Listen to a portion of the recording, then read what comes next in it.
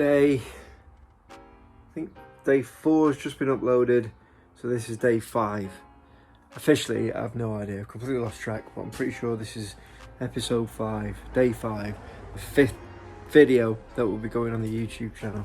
I hope you're watching it, and if you're watching it, I hope you enjoy it, and if you don't enjoy it, just let me know why, and I will try to make these videos more watchable. Today's video is the first day of proper reassembly, so we're going to try and get the suspension back on the car, fitting rams, coils, cups, etc. So we're going to go through basic assembly of the front and rear rams and coils, etc. on the original suspension, A-arms, trailer arms, and then refit it all. Front ram assembly. Here's a completed one. So you need your ram, 8-inch cylinders for the front. You need your cup. I'm running deep cups on the front, just get better stability. Donut, which goes over the sleeve, sits up against the upper spring perch. Your hydraulic fitting, and your ram bolt. These are 1/2-inch UNF. You also need a bit of PTFE tape and some thread lock. So first job, put a bit of PTFE on your thread. I know a lot of people use thread lock on their fittings, but I've found in the past that once thread lock becomes loose, the fittings become loose. Whereas these tighten up nice, they don't come loose, and when you do want to take them off, you haven't got to fight against whatever type of mechanical resistance the thread lock's got. So a bit of PTFE on there. Oops, need to get that plug out of the end of the ram. Like that. Chuck the fitting in just to get it started. Finger tight for now. And then these collars always seem to come loose on hydraulic installs. It's one of the main maintenance issues that I found with cars. These gradually come loose and eventually come off, and then you hit the switch and the ram goes flying through your bonnet. Make sure that you don't forget to put that brass collar on. So get your thread lock, get a nice dollop of it on there, and then another bit on the other side. This is just to help stop them from coming apart over time, but it is general maintenance. I always recommend that people on an annual basis check to make sure that these haven't come loose, and if they have, just nip them up. So now let's use vice. Yes, I know my vice is a piece of crap, but it does the job. I will invest in a new one. And then the best way to get this tight is using a set of pipe grips on this collar, and when you're tightening that collar, it will also tighten the fitting at the bottom. Just open that up, get it tight.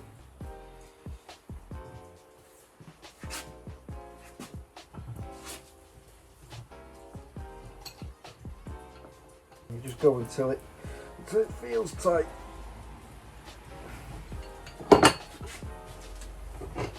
So that's the first part of the assembly done. The next part, you need to put the top hat or the cup onto the end of the piston part of the cylinder. So again, these, if you remember, if you've seen Rob's resurrection video on one of his front rams, this bolt was the bolt that was missing, and again, these love to come loose over time. Hitting switches, hitting bumps, they eventually come loose, even though they always seem to come with some sort of retaining, like a split washer or a spring washer.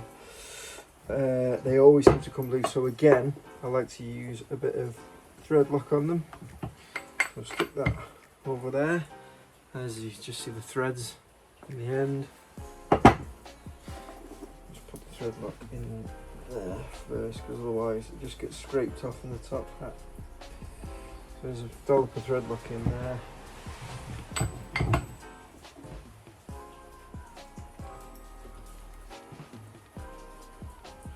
tighten that up. And as you tighten it up, you'll notice. As you tighten that up, you'll notice that the cylinder will start moving. So it's not actually getting any tighter there. Just try and, you can actually pull this apart. So you can't see this now, but if you stand either side of that top hat and then pull on the cylinder will come out. Chuck that in your vise, dodgy old method vise. On the cup, not on the cylinder itself. And then it should tighten up.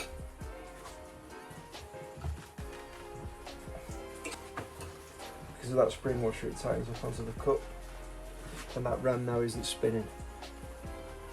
So that's nice and tight. Finally, the last job is to put that donut on. Slide it over the top of the fitting. And there you have it. That's your front ram assembly. That sits up against the upper spring perch where the top end of the spring would normally mount, and this sits inside the coil. There's the coil. So you want your pigtaily type end to sit in the bottom cup, so the flattest part of the coil you want sitting against that cup. Like that. And there you have it, that's your front ram assembly. The only thing to do now is to chop this coil to the desired height and get it all fitted. A-arms need to go back on, so the reversing button from before, slap those A-arms back into place,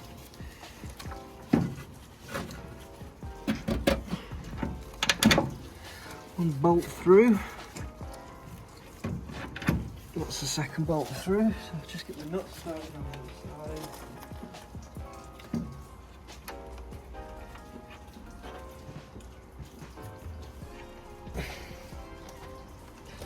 This is tricky because the arm's always in the way.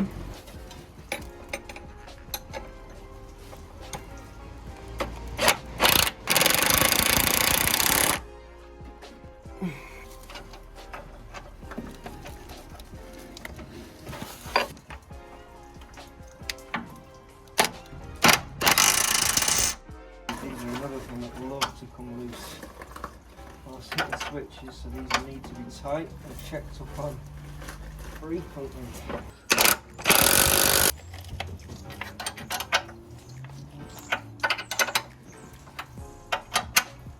Yeah, they're tight, they're not going right. Don't forget as well, you've got this, you can see it from that side, this little extra nut that holds this battery cable on.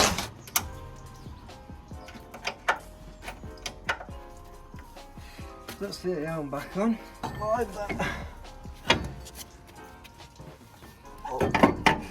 Hello. You need it to go as high as you possibly can. And then what I like to do is, if you could get in there, use a set of mole grips gently on the shaft of the ram, just to hold it in place. Just makes life a little bit easier. That's the ram up in place, and then finally the coil needs to go in. Now I have cut one turn off this. It might not be enough yet, but I'd rather cut one turn off than have to take more off at a later date. So I need to drop this arm down.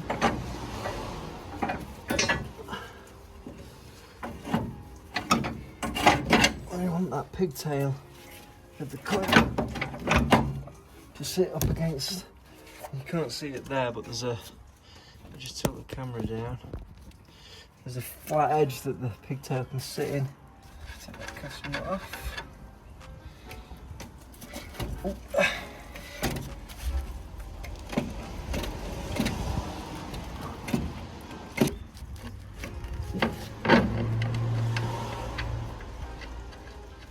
Just tighten up that castle nut. That is one side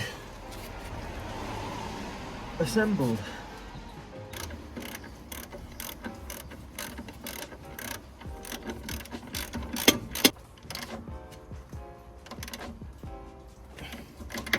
Goes one last thing to do is to fit a new split.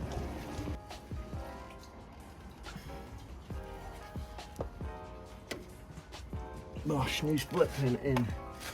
So that's the passenger side done. A-arm on, that brake's fine, coil's in place. Let's go and do the passenger side.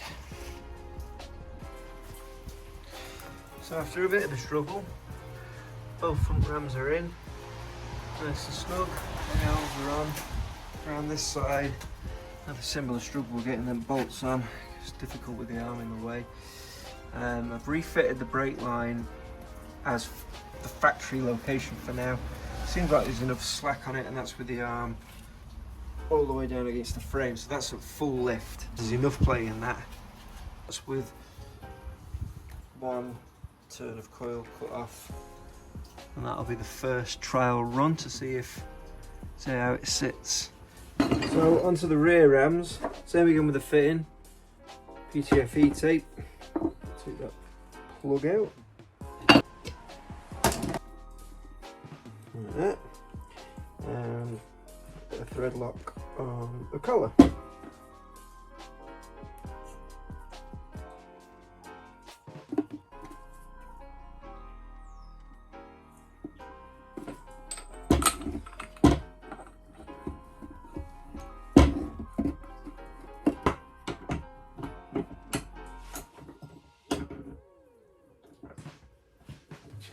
So, and with your pipe grips, tighten that up, and of course it's tightening the fitting at one end whilst it also tightens the collar at this end.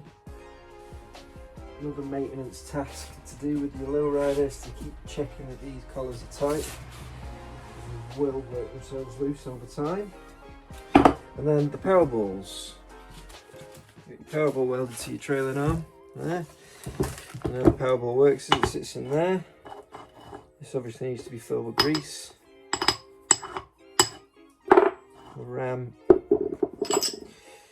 so there, rear deep cup, coil over the top. Never forget, I've done this before, to put the collar for the power ball on. You also want to tighten this bolt down into the, because these are always loose. Just using the grips, hold it in place, tighten that up as far as it will go. And a bit more of your thread lock. From there, trick that ball end onto the end of your ram. And these can be a pain to tighten because you've got nothing to grip onto. Decision that I've made in the past, it's always seemed to make sense over doing nothing. As you can see, as you try and tighten that power ball, the whole cylinder moves. So you need to grip the cylinder with something. If you've got soft jaws on your vise, that'll do. Or I use Stillies. I know that they can score the real bottom edge of the ram, but I would rather have these tight than leave them loose to come apart whilst you're trying to drive. So right at the bottom edge of the ram, just nip that up. The damage will be minimal, won't have any negative effect on the hydraulics. So there's the rear rams. Just need to chuck the rear cups on.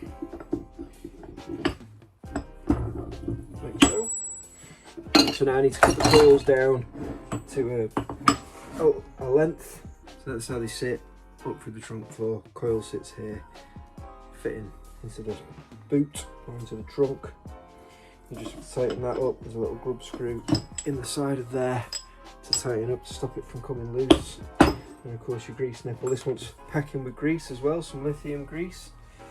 So next job, fit these trailing arms, cut the coils, put the rams and the coils in, and that's the back end done. First trailing arm is on. As you can see, bolted up, although it's still relatively loose. There's the power ball. There's the coil over set up. way too much coil at the moment, but I can trim that down later. And you can just about make out the ram going through the frame hole at the bottom, and then the trunk floor hole, and this is where I'm having problems. That hole at the top is way too small. That ram is very tight against that upper hole. If you look, remove the back seat so we can have a better look at it. You can see that that ram hole is very tight, and what you get is the ram rubbing against this hard edge here, and then you get what's known as ram squeak. You'll be driving down the road and it goes eek, eek, eek, eek, every time you hit a little bump, because unlike the front rams, which stay static, they don't move, they sit up against the frame rail, the upper spring cup. The rears, which are coiled over, the ram will move slightly with the coil, if you see what I mean. The suspension coil moves up and down, and so does the ram. Not much, but it moves enough to give you that really irritating squeaky noise. So, having looked at the Hoppo's YouTube channel, which is full of wonderful and helpful information, I've got the size hole saw that I need to make that the correct size. Just need to trim this seat back a little bit first, and then weld something in, same as the front, which is a Matt Loxton idea. If your holes cut too small, weld in a piece of steel, give yourself a new centre for your hole saw. So I'm going to see what bits of steel I've got lying around that I can tack into place. I'll drop this ram out, and then I'll hole saw that one, and do the same with that side, and hopefully it'll be a lot easier to get them rams to come through, and that'll overcome the issue with squeaky rear rams. So there's the 1.75" hole saw that we use for the front rams, and having checked it against these holes, I would say that both of those holes have been drilled with that same hole saw, top and bottom. So Alex from Hoppo's recommends bottom hole 1.75", and then the top hole in the trunk floor 2.5 inches, which is what this one is. So what I need to do is open up the top holes like so, which are going to be fun. And I've cut a bit more of this seat rail out, tried to make it look like it's not too butchered. Obviously I'll tidy this up with a flat disc or something and put a bit of paint on it. Now, I was thinking about what I could use to create a centre. Well, these are the centres out of the fronts. I don't know if you remember in the video where I dropped it and said that's gone forever. Well, luckily I found it, and I found the other one. And I've just got this magnet here, and I reckon if I put that and eye that up central and try and run some little tack welds in this edge, once I've cleaned it up with a wire brush. I know there's a bit of a gap there, but there doesn't have to be any strength in that really. All you're doing is providing a centre for this bigger hole saw to go through, and of course that drill bit's the same drill bit, so I know the centre's the right size. So that's what I'm going to try and do. I'm going to get a wire brush, clean this up, and then try and weld in this little slug of metal.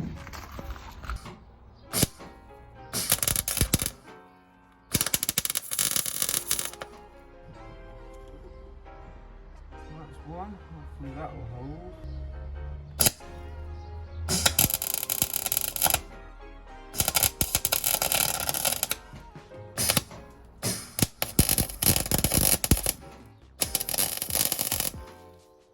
It ain't pretty, but I've now got a centre for the hole saw, like so.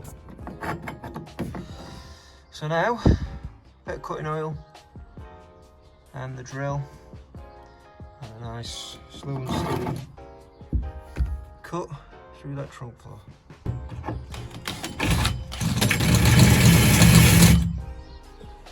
Lovely. Bit of cutting oil just to keep things cool.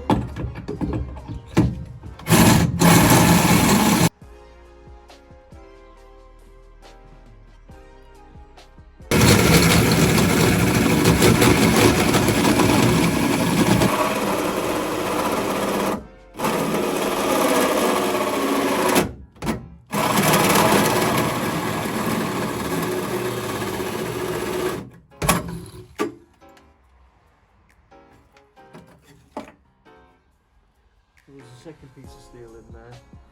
It's double skinned this trunk floor. Luckily that's given a good enough centre for the second cut, so I'm just going to carry on drilling.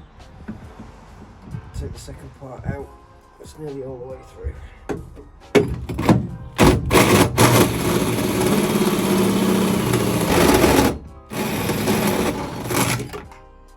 Gosh, done.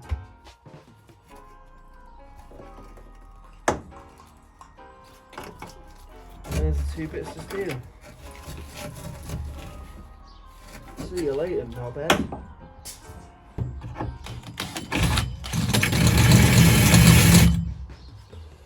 Lovely. Bit of cutting now just to keep things cool.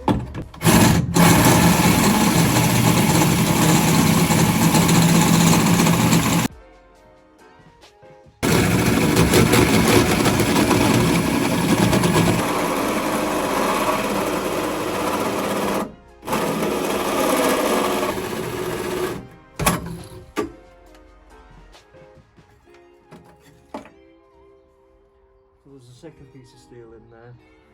It's double skinned this trunk floor. Luckily that's given a good enough centre for the second cut, so I'm just going to carry on drilling. Take the second part out. It's nearly all the way through.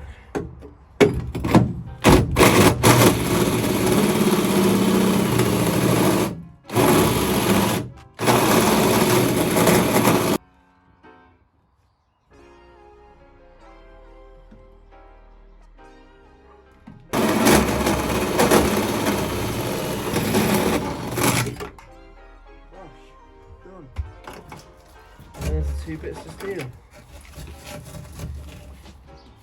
See you later, knobhead. So that method that Matt Loxton taught me works a treat. You have the smaller hole at the bottom, the 1 3/4 inches, and then a 2.5 inch hole at the top, which should be sufficient to remove ram squeak. Obviously this is right in the back of the seat back, so another thing that we're going to have to be conscious of when we put it together and test it is the ram fouling on only this seat frame. I've seen that before. I'll cross that bridge when we come to it. That's just how these rear rams go through the trunk floor on these model Impalas, I suppose. So just the other side to do. We've seen the hole cut now. I've just cleaned it all up. There you can see the smaller hole, 1 3/4 was it, and then the 2.5 at the top. I've just cleaned it and given it a quick rattle can cover up, make sure it doesn't rust. Same on the other side. Hopefully that'll overcome any potential squeaky ram issues. We'll find out. Far ram is in, look. The trailing arms are just bolted in, not tightened up but held in place, and the shock mounts aren't back on yet, so I'm just going to run through fitting these rear rams to the power bores. Slow down a touch.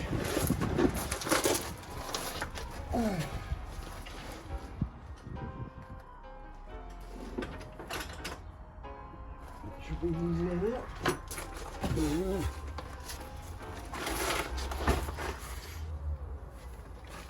Try again.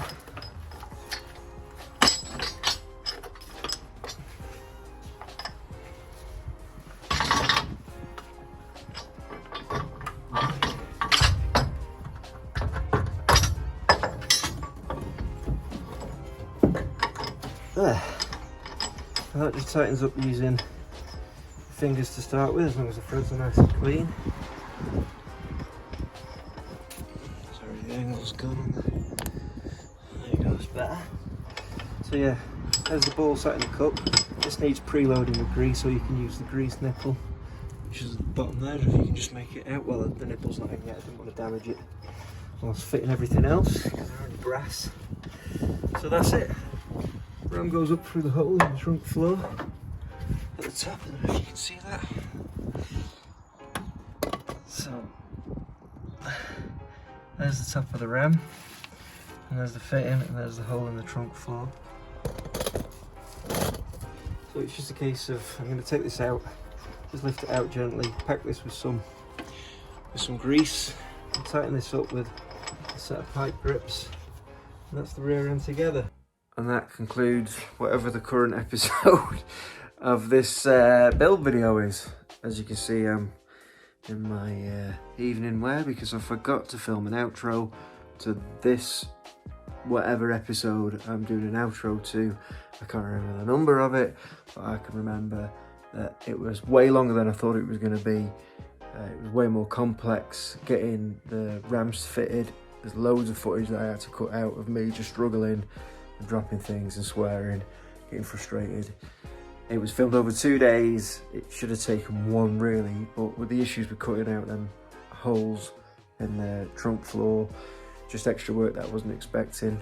That's one of the problems with working on cars that have been lowriders previously, because you're overcoming somebody else's mistakes or issues, or if it was fitted one way and you're trying to build it another way. But these are the things that you come across. So the first part of today, I finished installing the rear arms, and the second part of today, I've started cutting and making the battery and pump rack, which will form the basis of the next video. So I hope you enjoy what you're seeing. Thank you very much for watching, and now I'm gonna retire for the evening. So peace.